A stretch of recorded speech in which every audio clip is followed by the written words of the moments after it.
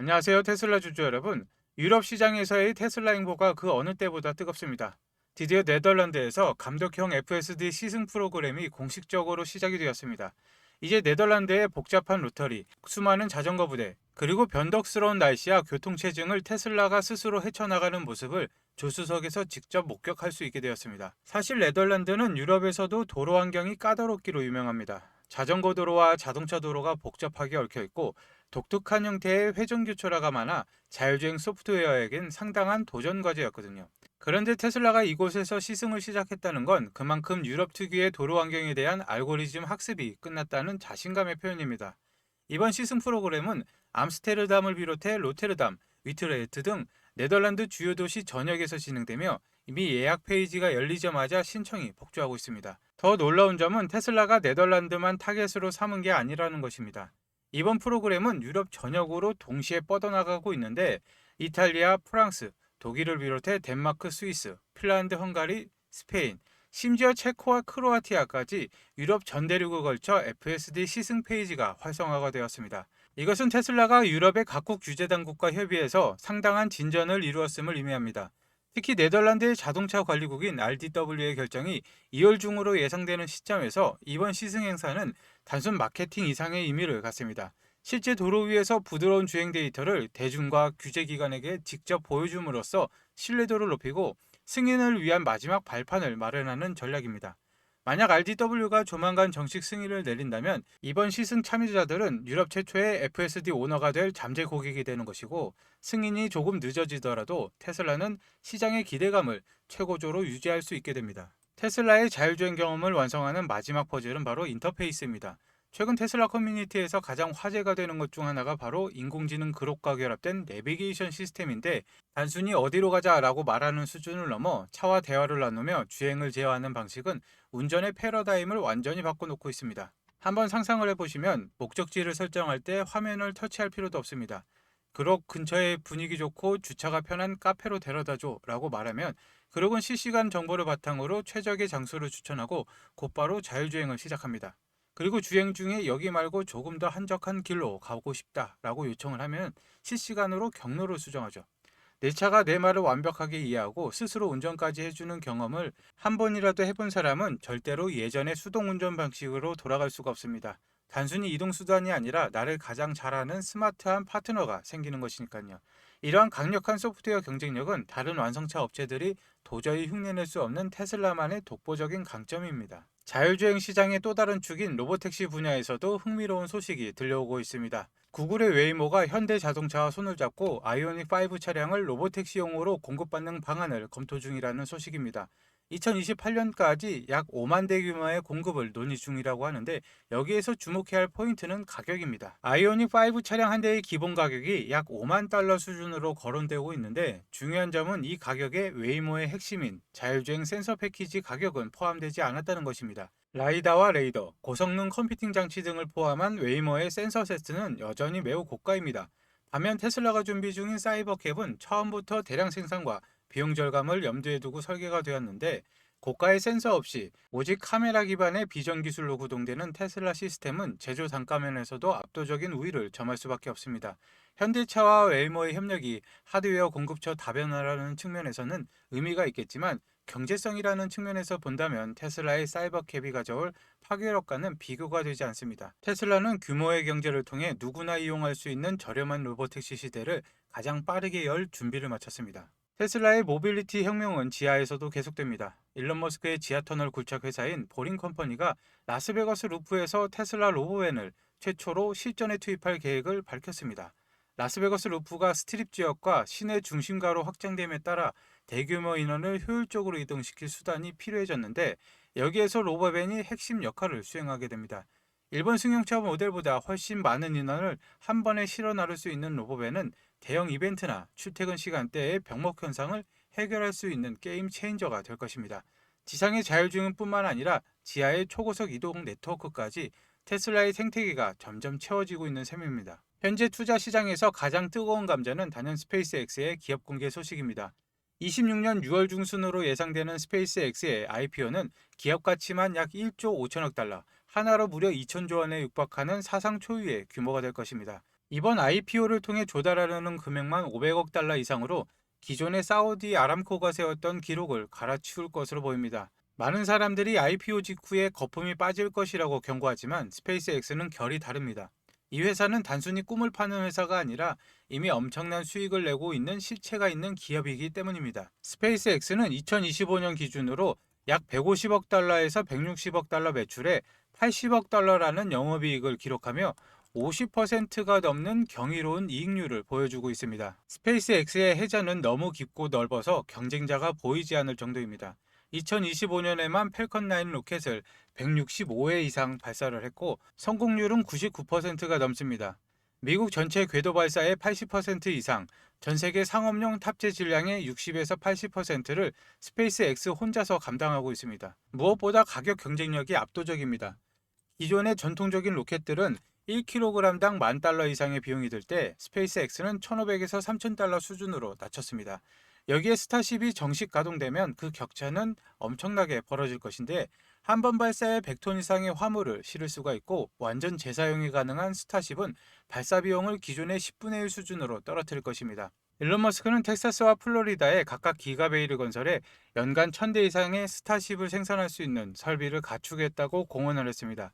기가베이는 그 자체로 지구상에서 가장 거대한 건축물 중 하나가 될 것이며 이것은 인류가 본격적인 우주 시대로 진입하는 대량 생산 기지가 될 것입니다. 스타링크의 성장세 또한 무섭습니다. 이미 9,500개의 위성을 쏘아 올려 세계 최대의 위성 네트워크를 구축했고 가입자 수는 1,000만 명을 넘어섰습니다. 2026년에는 매출이 187억 달러까지 치솟을 것으로 예상이 됩니다. 전 세계 어디에서나 초고속 인터넷을 사용할 수 있게 만드는 스타링크의 네트워크 효과는 시간이 갈수록 강력해질 것이며 이것은 스페이스X의 마르지 않는 현금 흐름을 제공할 것입니다. 그리고 중국 시장의 소식도 놀랍습니다. 2026년 1월 테슬라 차이나는 중국 내수용으로 약 18,000대를 인도함과 동시에 무려 5만 대가 넘는 차량을 수출했습니다. 이것은 전년 대비 71.47%나 급증한 수치로 기가 상하이의 생산 효율성과 전 세계의 수요가 여전히 견고함을 증명합니다. 여기에 중국 정부의 새로운 정책 변화도 테슬라에게 큰 호재로 작용하고 있습니다. 최근 중국 당국은 자동차 제조사가 원가 이하로 차량을 판매하는 제살깎기식 가격 경쟁을 금지하는 규정을 발표했습니다. 허위 가격 포기나 부적절한 공급업체 가격 책정도 엄격히 단속하겠다고 밝혔고 그동안 중국 업체들의 무분별한 저가 공세로 인해서 수익성 확보에 어려움이 있었던 테슬라 입장에서 이제 가격이 아닌 오직 제품의 품질과 기술력으로 정정당당하게 승부할 수 있는 환경이 조성된 것입니다. 이것은 테슬라 마진율 회복에 큰 도움을 줄 것으로 기대가 됩니다. 이렇게 지상에서의 수익 구조가 탄탄해진 테슬라가 이제 시선을 돌리는 곳은 어디일까요?